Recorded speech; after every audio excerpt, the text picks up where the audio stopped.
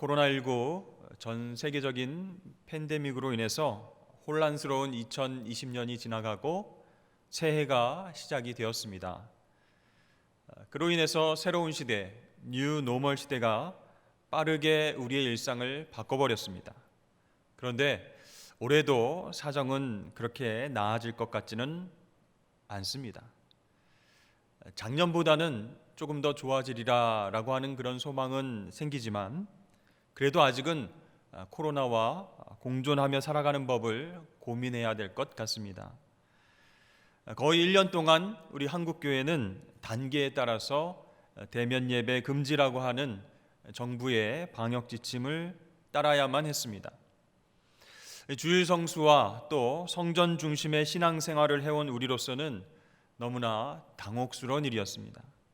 과연 집에서 인터넷과 방송으로 예배할 수 있는 것일까? 모이지 못하는데 신앙생활은 가능한 것인가? 이렇게 심각한 위기의식을 느낀 일부 교회에서는 예배와 집회와 모임을 강행하다가 코로나 재확산의 원인이 되기도 했습니다. 그리고 사회는요, 그러한 교회를 비난하고 욕하면서 대외적인 신뢰도가 떨어지는 그런 계기가 되었습니다. 목회자인 저는 그동안 여러 가지 측면에서 고민하고 또 기도하며 이 일들을 어떻게 해결해 나가야 할 것인가 생각을 했습니다. 왜냐하면 제가 배워서 알고 있었던 신학 지식과 목회 경험이 처음 경험해보는 그런 일들의 직면에서 심각한 혼란과 도전을 받았기 때문입니다. 그것은 비단 저뿐만이 아니라 많은 목회자들이 비슷한 고민이 있었을 것이다 라는 생각이 듭니다. 과연 이 시대에는 예배론을 어떻게 정립해야 할 것인가? 교회론은 우리가 어떻게 받아들여야 할 것인가? 선교적 교회, 과연 이 시대에 어떻게 적용하여 나갈 수 있을 것인가? 이런 고민들이 생기게 되더라고요. 장로교회의 아버지인 깔뱅의 가르침대로 교회는 예배, 섬김, 교제, 봉사, 교육을 통해서 신자들을 하나님 나라를 향해 나아가도록 인도하는 어머니와 같다. 이 말은 아직도 유효합니다. 그러나 지금 우리가 겪고 있는 위기는 예전과는 다른 차원의 도전들과 함께 다가오고 있어서 굉장히 복잡합니다. 온라인 예배, 비대면 영상 예배, 종교개혁 시대에 있었을까요? 없었다는 것이죠. 따라서 예배론과 더불어서 새로운 교회론을 우리가 적극적으로 고민하고 대안을 마련해야 되는 변화와 도전 가운데에 우리 한국교회가 서 있다라는 것입니다. 이 언택트와 또 온택트로 나아가는 이 사회는요, 지금 온라인 안에서 빠르게 나름대로 적응을 해 나가고 있습니다. 그래서 TV를 틀면 랜선 공연을 중심으로 해서 그것들이 대중화되고 있습니다. 또 직장과 동호회에서는요, 예전처럼 모이지 않고 또 온라인 회식과 모임을 합니다. 화면을 통해서 이야기하면서 회식을 하고 회의를 하는 것이죠. 또 우리 자녀들도요, 학교에 직접 가지 않고 영상을 통해서 온라인으로 수업을 하고 있습니다. 혼자 밥을 먹는 또 혼밥, 혼술, 또 혼자 또 운동하는 혼트, 이것이 더 유행을 타게 되었죠. 자, 이렇게 사회적 거리두기가 보편화되고 또 장기화될 때 어떤 일이 생길까요? 어떻게 보면 우리 인간을 개인화하고 또 파편화시킨다는 그런 어떤 우려가 생긴다는 것이죠. 사회적인 삶과 정서적인 변화를 빠르게 변화시켜서 지금까지 우리가 경험하고 누려왔던 공동체성, 친밀성의 그러한 틀도 깨뜨려 버리게 만들게 된다는 것이죠. 이러한 변화의 가장 치명적인 곳 중에 하나가 바로 교회라고 할 수 있습니다.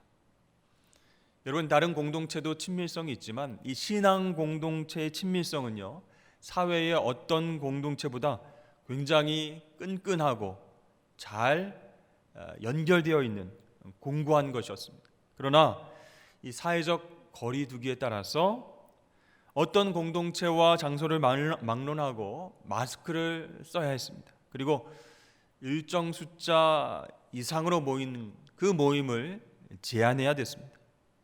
그것은요, 정부의 어떤 권위에 강요받아서라기보다는 모두가 자발적으로 지켜야 안전을 보장받을 수 있는 시대가 되었다는 뜻입니다. 그래서 나이라든지 사회적 지위라든지 직업이나 종교나 성별에 관계없이 똑같이 조심해야 되는 그런 시기입니다. 그런데 그러한 위협으로 인해서 공동체성에 타격을 입은 그 교회들은요, 그 마음 가운데 불안함이 생기는 겁니다.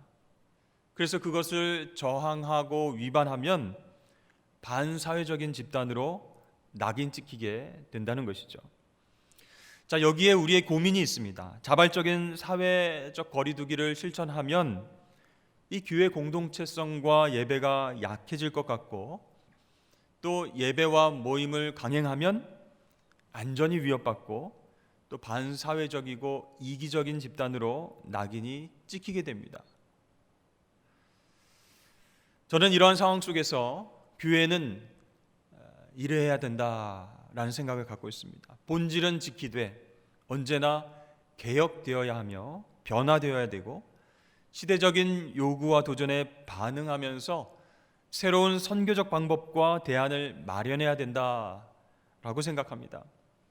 그래서 올 한 해 더욱더 예수님을 바라보고 예수님의 말씀과 사역과 성품에 초점을 맞춰서 거룩하고 신비하고 초월적인 그 예수 생명이 오늘날 우리 시대와 교회 가운데에 역사해야 된다라고 믿습니다. 본 회퍼 목사님은요, 교회란 공동체로 실존하는 그리스도다 이렇게 말을 했습니다. 무슨 뜻일까요? 개인과 자기 중심성이 교회를 지배해서는 안 된다라고 하는 것입니다. 그렇습니다. 역사적으로도 이 교회는 언제나 예수님이 지배하는 공동체였으며 위기와 환난과 공포의 순간에 오히려 초월적이고 내재적인 예수 신앙의 힘을 발휘함으로써 하나님 나라가 계속 확장되어 왔기 때문입니다. 그러니까 코로나 이 시대에도 개인을 위한 것이 아닌 타자를 위한 예수 그리스도, 또 타자를 위한 교회 공동체에 대해서 우리가 고민하고 기도하며 대안을 세워 나가야 하는 것입니다. 자, 그러한 관점에서 저는 성경에 나오는 사건을 통해서 우리 교회 공동체성에 대해서 한번 생각을 해보고자 합니다. 자, 먼저 구약 역사에서 일어난 주전 586년 유다 멸망과 예루살렘 성전 파괴 사건, 그것을 생각해 보기를 원합니다. 자, 바벨론 제국 군대가 예루살렘을 침공했습니다. 그리고 예루살렘을 봉쇄한 후에 이 예루살렘에 있는 사람들은 1년 5개월간을 버텨냈습니다. 그렇지만 예루살렘은 결국 무너졌고 유다는 패망하게 됐죠. 끝까지 저항했던 예루살렘 백성들은요, 성전과 함께 모든 것들이 파괴되고 불태워지고 약탈당하는 모습을 눈으로 직접 목격해야만 했습니다. 여러분, 예루살렘 성전이 어떤 곳입니까? 하나님의 임재가 있는 곳이었습니다. 제사를 드리는 곳이에요. 신앙 공동체의 핵심인 장소였기 때문에 그것이 파괴되는 것을 지켜보는 유대인들, 그들은 허탈감과 충격을 감출 수가 없었습니다. 그들의 신앙의 뿌리 자체가 흔들리고요, 완전히 무너져 버렸던 이 역사적인 사건은 이 유대인들에게 있어서 사소한 사건이 아니었다는 겁니다. 이 성전 파괴 사건은 단지 유대인들의 신앙과 영성에만 영향을 미친 것이 아니었습니다. 이 사건은 이스라엘 백성들의 일상적인 삶에 큰 영향을 끼친 실질적인 문제였습니다. 이제 여러분, 성전이 파괴되었어요. 제사를 드릴 곳이 없습니다. 그들은 자신들의 죄를 씻기 위해서 어디로 가야 할까요? 제물과 제사가 없습니다.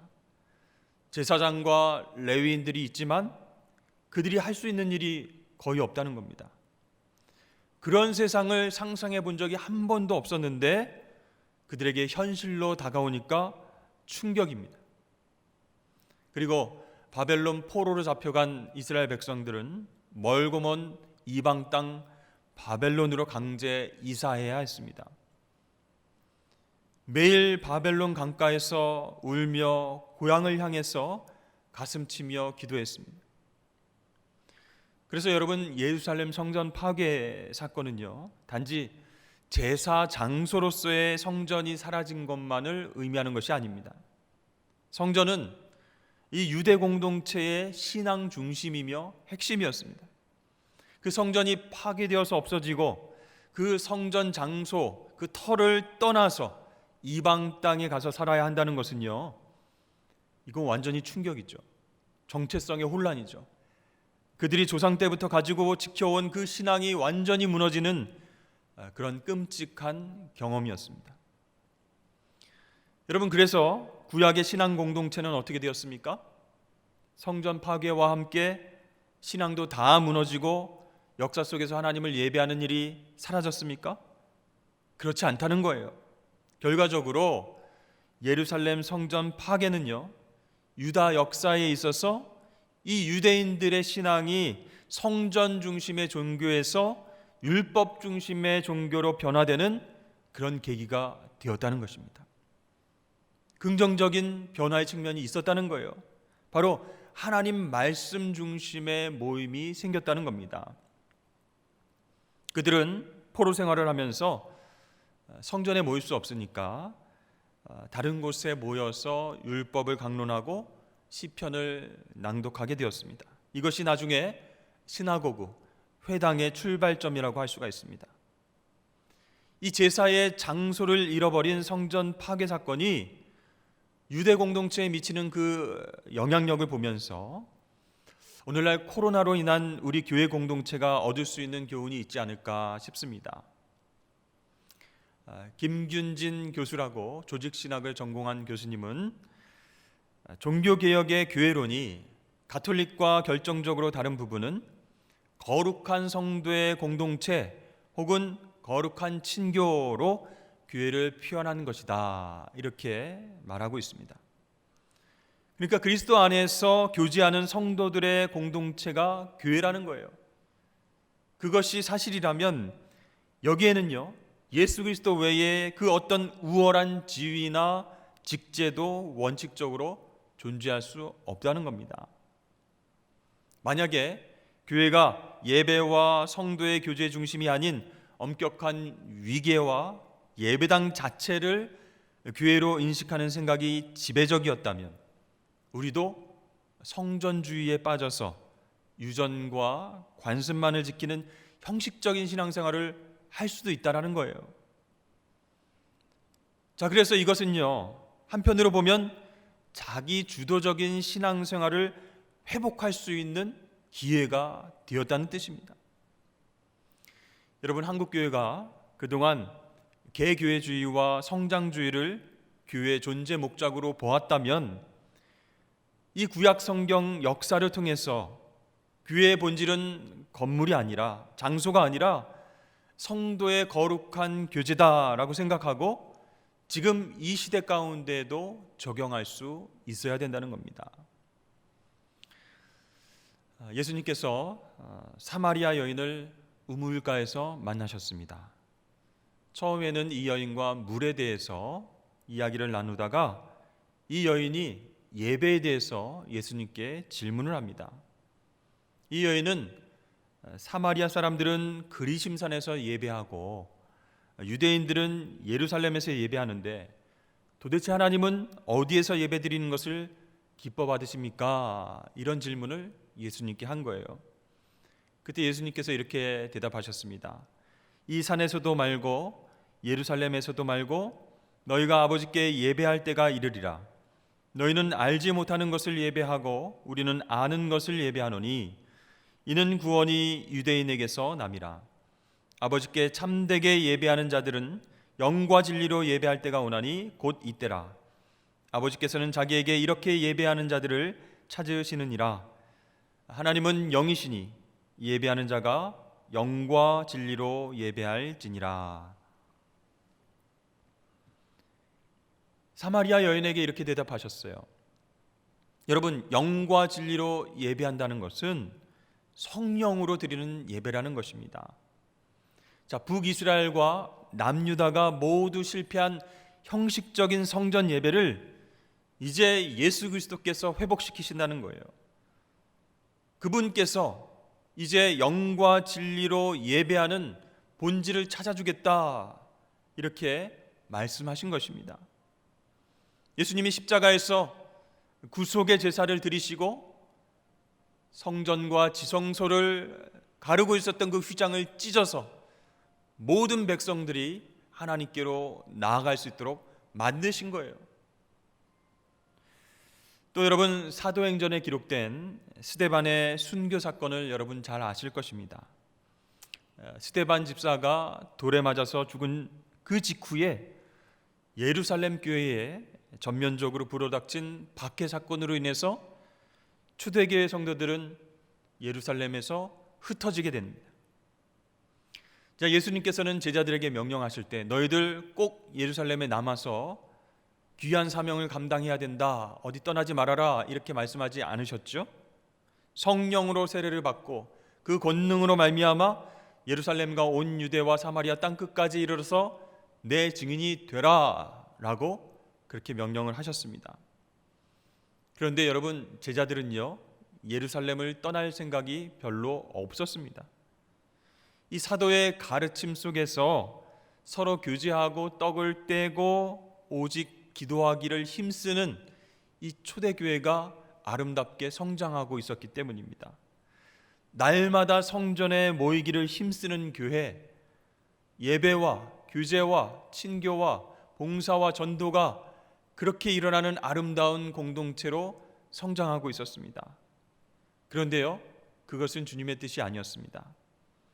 사도행전 1장 8절에 말씀하신 주님의 명령이 사도행전 8장 1절에서 성취가 되게 됩니다. 사울은 그가 죽임당함을 마땅히 여기더라. 그날에 예루살렘에 있는 교회에 큰 박해가 있어 사도 외에는 다 유대와 사마리아 모든 땅으로 흩어지니라. 아멘. 주님께서 명령하신 그 명령이 스데반의 박해와 순교 직후에 예루살렘에서 흩어지면서 그 말씀이 성취되고 있다는 것입니다. 여러분, 사실 그러나 천국처럼 느껴졌던 예루살렘 공동체, 그 교회 공동체를 떠나서 흩어져야 하는 일들은 초대교회 성도들에게 너무나 힘든 일이었을 것입니다. 그들은 선교의 비전을 품고 기도하는 가운데 전략적으로 흩어진 것이 아니었습니다. 갑자기 불어닥친 그 박해의 바람으로 인해서 예전처럼 모일 수 없게 되고 일상적인 예배와 교제와 전도도 할 수 없는 그 상태 가운데 어쩔 수 없이 흩어지게 된 거예요. 그런데 하나님께서는 그들을 통해서 역사를 이뤄가셨던 것입니다. 사도행전 8장 4절 말씀에 보면 그 흩어진 사람들이 두루 다니며 복음의 말씀을 전할세, 이렇게 말합니다. 자, 이 박해로 인해서 교회는 예루살렘이라고 하는 경계를 넘어서 확장되게 되었어요. 그래서 온 유대와 사마리아와 땅끝까지 이르러 증인이 되는 출발점이 되었다는 것입니다. 여러분, 코로나로 인해서 한국교회가 예배당이 파괴된 것도 아니고 강제로 쫓겨난 것도 아닙니다. 그러나 어느 날 갑자기 제사 드리는 장소와 거룩한 시간을 잃어버렸던 주전 6세기의 유대 백성들, 그리고 주후 1세기 예루살렘 초대교회가 박해로 흩어진 그 사건으로부터 우리가 생각하고 배워야 할 점이 있다라는 겁니다. 첫 번째는 장소라는 거예요. 물론 성전 중심, 예배당 중심의 예배가 의미가 없다, 그런 말이 결코 아닙니다. 여러분, 예수님은요, 예배당을 넘어서 우리의 가정, 우리의 식탁, 서재, 침실, 또 우리의 직장 가운데에서도 임하시는 분인 줄로 믿습니다. 그러니까 많은 성도들이 장소에 매이지 않는 그 영상 예배를 통해서도 성전 예배와 동일한 은혜와 감동을 경험할 수 있도록 성령께서 역사하신다는 거예요. 여러분, 구약의 이스라엘 백성들이 성전 파괴로 인해서 율법으로 돌아갈 수가 있었습니다. 그리고 초대의 예루살렘 교회, 정말 아름답게 성장하고 너무나 은혜롭게 신앙생활했던 그 교회가 큰 박해로 인해서 흩어짐을 통해 선교적 공동체로 전환되었듯이 오늘날의 위기는 우리에게 영적인 기회가 될 수 있다라고 하는 것입니다. 그러니까 언택트, 온택트를 넘어서 가택트, 흔들림 없이 영과 진리로 하나님을 접촉하고 예배하고 그분과 지속적으로 교제할 것인가, 그것이 우리에게 중요한 시대가 되었다라는 것이죠. 여러분, 두 번째는 공동체입니다. 공동체는 코이노니아, 사귐, 참여의 뜻을 가진 말입니다. 바울 사도는요, 그에게서 온몸이 각 마디를 통하여 도움을 받음으로 연결되고 결합되어 각 지체의 분량대로 역사하여 그 몸을 자라게 하며 사랑 안에서 스스로 세우느니라, 이렇게 공동체 코이노니아에 대해서 설명을 하고 있습니다. 근데 여러분, 코로나로 인해서 이 공동체성이 많이 파괴되었다고 우리가 걱정하지 않습니까? 그런데요, 이것으로 인해서 우리의 신앙을 점검해 볼 수 있는 기회가 되었다는 거예요. 우리들의 신앙이 장소 중심적이었는지 아니면 관계 중심적이었는지를 돌아보게 되었다는 것입니다. 주일 예배에 이 예배당에 나와서 참석하는 것만으로 신앙생활을 다했다라고 생각하셨던 분들도 많이 계시죠.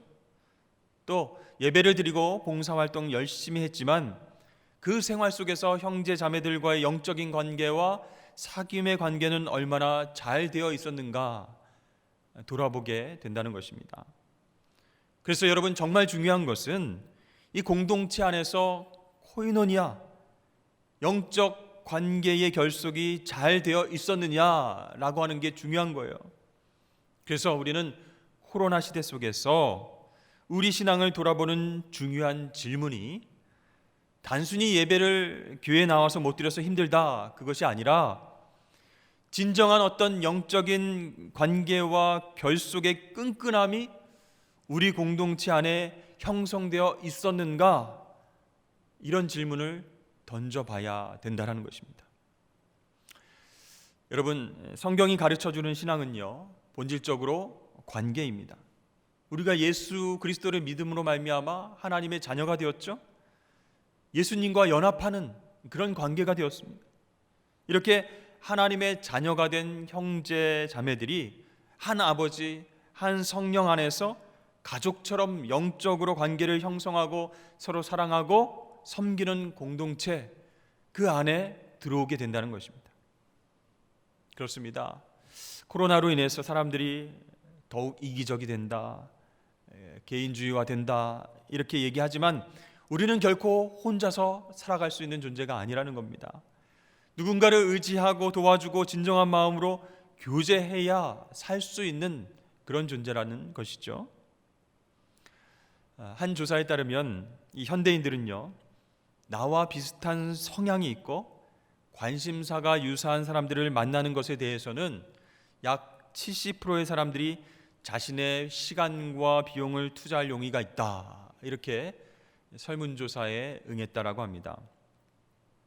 나와의 관심과 취미, 생각과 삶의 태도가 비슷하다면 얼마든지 공동체와 모임을 만들 수 있다라는 것이에요. 그렇다면 여러분, 이 사람들의 마음을 신앙 공동체로 끌어오기 위해서 우리 교회가 어떤 일들을 해야 될까요? 사람들의 공감의 영역을 파악하고 붙잡아 줘야 된다는 거예요. 우리 교회 안에도요, 동산과 목장 모임, 소그룹들이 많이 있습니다. 근데 이 공동체가요, 서로의 공감을 나누고 또 즐기고 예배하는 공동체로 만들어 주어야 된다는 거예요. 이제 교회도 성도들이 필요로 하고 요청하는 것이 무엇인지를 잘 살펴보고 그에 대한 대안을 마련해서 공감을 만들어가는 공동체, 그래서 신앙을 이끌어낼 수 있는 공동체로 나아가야 된다라는 것입니다. 제가 이제 부임해서 보니까 우리 교회도 동산 조직이 지역을 경계로 해서 분할되어서 편성되어 있었습니다. 전통적인 교회는 어느 곳이나 비슷한 것 같아요. 근데 시간이 많이 흘렀죠. 사람과 지역 경계는 바뀌었는데 20년, 30년 전과 유사한 형태로 조직이 계속 유지되고 있고 그 안에서의 내용도 별로 달라진 것이 없다는 거예요. 그래서 현재 다양한 세대들의 요구와 관심을 반영하기는 조금 부족한 부분이 없지 않아 있다라는 그런 생각을 하게 됐습니다. 이러한 현실적인 문제에 더해서 어떤 문제가 있습니까? 성도들이 더 바빠졌어요. 직장을 다니게 됐고요. 아르바이트 해야 되고요. 손주도 돌봐야 되고요. 개인적인 삶으로 인해서 모이기가 참 어려운 시대 속에서 우리 공동체가 존재하고 있다라는 생각을 하게 됩니다. 자, 이럴 때 교회는 어떻게 대안을 마련해야 될 것인가? 세대별이나 또는 취미나 관심에 따라서 목장을 재편성할 수 있다라는 거예요. 그러니까 실질적으로 모일 수 있는 사람들을 모아내서 작은 수라도 교제할 수 있도록 장을 만들어주는 것이 관계적 공동체의 대안이 될 수 있다는 것입니다. 또한 지금까지의 소그룹 모임에 피로도가 있었다면 그 원인을 조사하고 파악해서 미션 중심으로 다시 편성할 수도 있습니다. 예를 들어서 단기 선교와 아웃리치를 준비하는 사람들이 있다면 그 사람들 중심으로 목장을 만드는 겁니다.